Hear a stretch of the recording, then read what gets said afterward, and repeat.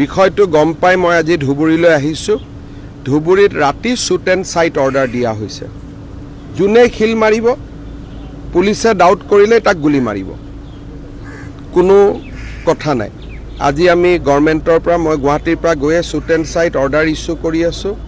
Rapid action force CRP ইয়াত আহিব আৰু ধুবুৰীত যিমান ক্ৰিমিনেল আছে, যাৰ ওপৰত নন বেইলেবল ৱাৰেণ্ট আছে, যি আছে, আমি সকলোকে এৰেষ্ট কৰিবৰ কাৰণে SP-ক কৈছোঁ।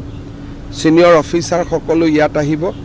যোনে আইন শৃংখলা হাতত লৈছে তাক আমি কঠোৰ হাতেৰে দমন কৰিম। চাওক, অহাবাৰটো বকৰিদৰ পিছদিনা ইয়াত ময়ে থাকিম আহি। ইয়াতে ৰাতি ময়ে থাকিম, ঈদৰ দিনাখন মই ইয়াত আহি যাম আৰু ইয়াত মই থাকিয়ে দিম। এইবাৰ এতিয়া মই কৈ থৈ গ'লোঁ, এইটো হ'ব নোৱাৰে। কোনোবাই এজন দুজন মানুহে, সাধাৰণ হিন্দু মানুহো ভাল, সাধাৰণ মুছলমান মানুহো ভাল, এটা দুটা চক্ৰই গোটেই পৰিৱেশটো বেয়া কৰি দিয়ে। আৰু এইটো আমাৰ চৰকাৰৰ দিনত ইয়াক মানি লোৱা নহ'ব। বেলেগ কথা বেলেগ আছিল। আমি এতিয়া মই হনুমান মন্দিৰতো যাম চাবৰ কাৰণে, আৰু য'ত গৰুৰ মাথা আহিছিলে, আৰু এনেকুৱা কাম নহ'ব। লাগিলে অহাবাৰ গোটেই ৰাতি মই হনুমান মন্দিৰত নিজে বহি থাকিম। কোনো কাৰণতে আমি ধুবুৰী ঘাটৰ বাহিৰত যাব নিদিওঁ।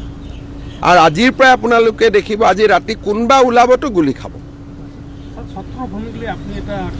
বাকীটো চলি থাকিব, বাকী কথা আজি নকওঁ আৰু ছত্ৰ বা আন কথা।